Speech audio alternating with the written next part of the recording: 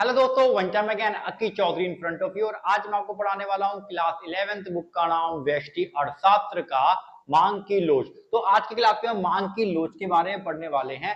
मांग की लोच हमारे एग्जाम पैटर्न के हिसाब से बहुत इंपॉर्टेंट होता है, क्योंकि इस लेसन से थ्योरी और न्यूमेरिकल क्वेश्चंस दोनों आते हैं। तो आपको ध्यान रखना है कि इस चैप्टर से न्यूमेरिकल एक 3 नंबर का न्यूमेरिकल फिक्स होता है, और वो 3 नंबर का न्यूमेरिकल मैं आपको यहाँ पर करवा के भेजूंगा। मतलब 3 नंबर आप यहाँ पर फिक्स करने वाले हो, और एक 4 नंबर का क्वेश्चन यहाँ पे थ्योरी का होता है, बहुत इंपॉर्टेंट होता है, वो भी आप देखने वाले हो। मतलब अकेला ये 7 नंबर का चैप्टर हो सकता है आपके सीबीएसई एग्जाम में।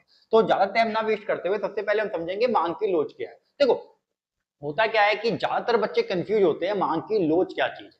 अब मांग का सिद्धांत हमें समझ में आ गया, मांग का नियम समझ में आ गया था। अगर आपने वो अभी तक उसकी वीडियो नहीं देख रही है तो पहले आप उस वीडियो को देखो, ये लेसन आपको ज्यादा अच्छी तरह समझ में आएगा। ठीक है, तो मांग की लोच का मतलब होता है कि जब कीमत में परिवर्तन होता है, और कीमत में परिवर्तन होने की वजह से उसकी मांग की मात्रा में परिवर्तन आता है। वो जो मांग की मात्रा होती है, अब उसकी मांग की मात्रा में कितना परिवर्तन हुआ है, ये हमें मांग की लोच से पता चलता है। ठीक है, अब मांग की लोच से पता चलता है कि मांग की मात्रा में कितना परिवर्तन हुआ है, और वो परिवर्तन मांग की लोच का जो हमारा आता है परिवर्तन, जिससे हमें पता चलता है, हम उससे ये पता लगाते हैं कि भविष्य में हमें किस प्रकार की चीजों का उत्पादन करना चाहिए, किस प्रकार की चीजों को मार्केट में बेचना चाहिए, किस प्रकार की चीजों पर टैक्स कम करना चाहिए, किस प्रकार की चीजों पर टैक्स बढ़ाना चाहिए। तो गवर्नमेंट इन सब मांग की लोच का अध्ययन करके ही बाजार में मांग को स्टेबल करती है, उसको अपनी स्थिति में लेकर आती है, सही स्थिति में लेकर आती है। तो सबसे पहले हम समझेंगे मांग की कीमत लोच वह माप है जिससे यह पता चलता है कि वस्तु की कीमत में परिवर्तन होने से उसकी मांग में कितना परिवर्तन हुआ है। अब कितना परिवर्तन जो हुआ है उसको हम इकाई के तौर पर मानते हैं। इकाई मतलब एक, या तो मांग की लोच इकाई के बराबर होती है, या फिर मांग की लोच इकाई से ज्यादा होती है, इकाई मतलब एक से ज्यादा होती है, या फिर मांग की लोच इकाई से कम होती है, मतलब एक से कम होती है। और दो कंडीशंस और है, मांग की लोच शून्य भी होती है और मांग की लोच इन्फिनिटी भी होती है। तो इन ये जो मांग की लोच है उसके बारे में हम थोड़ा अच्छी तरह से अध्ययन करेंगे, तब जाके हमें समझ में आता है। तो सबसे पहले तो मैं इस पेज पर आपको क्या समझाने वाला हूं, मैं आपको इस पेज पर मांग की लोच किसे कहते हैं ये समझाने वाला हूं, उसका फॉर्मूला क्या है, कैसे मांग की लोच को निकालते हैं ये सिखाने वाला हूं, और एक एग्जांपल के थ्रू आपको समझाने वाला हूं कि एग्जाम में किस प्रकार से क्वेश्चन पूछे जाते हैं। ठीक है, तो सबसे पहले तो आपको याद रखना है मांग की लोच क्या है। कीमत में परिवर्तन होने से मांग की मात्रा में कितना परिवर्तन होता है, वो हमें मांग की लोच से पता चलता है। ठीक है, ये होगी डेफिनेशन। अब इसके फॉर्मूले बच्चे दो होते हैं, दो तरीके से हम एक ही क्वेश्चन को कर सकते हैं।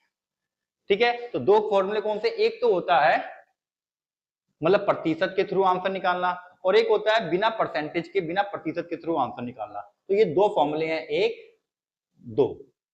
ठीक है, तो यहां पर हम यहाँ पर याद रखते हैं कि मांग की कीमत लोच। तो मांग की कीमत लोच आपको ध्यान रखना है, जिसको हम कहते हैं ईडी। क्या कहते हैं, ईडी कहते हैं, इलास्टिसिटी ऑफ डिमांड। मतलब मांग की लोच, इलास्टिसिटी ऑफ डिमांड। तो मांग की लोच का जो फॉर्मूला होता है, मांग में प्रतिशत परिवर्तन और कीमत में प्रतिशत परिवर्तन का अनुपात होता है, तो इसको अनुपात कहते हैं। मांग में प्रतिशत परिवर्तन और कीमत में प्रतिशत परिवर्तन का अनुपात जो होता है उसे हम मांग की लोच कहते हैं। मतलब मांग में जितना भी प्रतिशत परिवर्तन आया उसको हम ऊपर रखेंगे, और कीमत में जितना प्रतिशत परिवर्तन आया उसको हम नीचे रखेंगे। ठीक है, तो इसको हम अनुपात कहते हैं। और दूसरा फॉर्मूला होता है हमारे पास डेल्टा क्यू, इसको हम डेल्टा कहते हैं। क्या कहते हैं इसको हम, डेल्टा।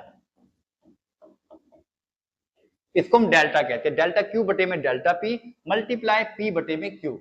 ठीक है, अभी डेल्टा क्यू क्या है, डेल्टा पी क्या है, वो अभी आपको सवाल में समझाऊंगा। उससे पहले देखो, डेल्टा का मतलब होता है परिवर्तन। डेल्टा का मतलब होता है परिवर्तन। अब मानो कि पहले कीमत मतलब जो थी, पहले कीमत 100 रुपए थी, अब 100 रुपए से 120 रुपए हो गई। कितने का परिवर्तन आया, 20 का परिवर्तन आया। तो 20 हो जाएगा डेल्टा क्यू। ठीक है, अब डेल्टा पी मतलब डेल्टा पी हो जाएगा, कीमत में परिवर्तन तो डेल्टा पी हो जाएगा। और पहले हम 50 खरीदते थे, अब हम 40 खरीद रहे हैं।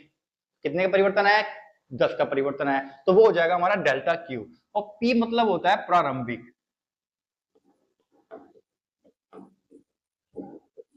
प्रारंभिक कीमत और प्रारंभिक मात्रा। क्यू का मतलब क्या होता है, प्रारंभिक मात्रा। तो यहाँ पे लिखा हुआ है डेल्टा क्यू का मतलब होता है मांग में परिवर्तन, डेल्टा पी का मतलब होता है कीमत में परिवर्तन, पी का मतलब होता है प्रारंभिक कीमत, प्रारंभिक मतलब पहली जो कीमत थी, पहले 100 रुपए थी फिर 120 रुपए हुई, तो जो पहली कीमत थी वो 100 रुपए है, तो उसको बोलेंगे प्रारंभिक कीमत।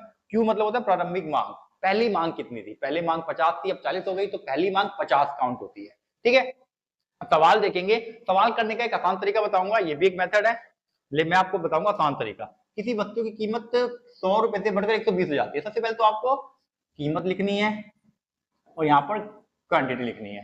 कीमत क्या थी, पहले 100 रुपए थी, अब 120 हो गई, और उसकी मांग 50 इकाई से 40 हो गई, तो मांग जो है 50 से 40 हो गई। अब देखो यहाँ पे कीमत बढ़ी, मांग घटी, मांग का नियम तो है इसके अंदर। ठीक है, तो मांग का नियम भी होना चाहिए मांग की लोच निकालने के लिए। अब इसके अंदर जो परिवर्तन है वो 20 का है, जिसको बोलेंगे डेल्टा पी।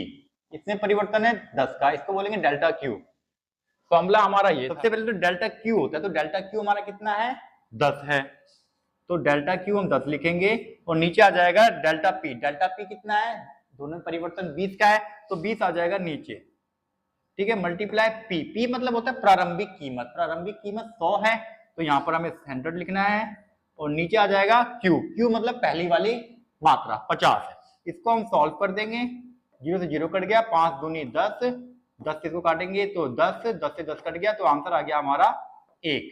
तो यहाँ पर जो मांग की लोच है वो इकाई के बराबर है। इस क्वेश्चन को ऐसे सॉल्व करेंगे, मांग की लोच हमारी इकाई के बराबर आया था, और इसके अंदर परसेंटेज मेथड से सॉल्व किया हुआ है, मैंने इसी सवाल को इस फॉर्मूले से सॉल्व किया है। ठीक है, तो इस तरीके से यहाँ पर मांग की लोच इकाई के बराबर।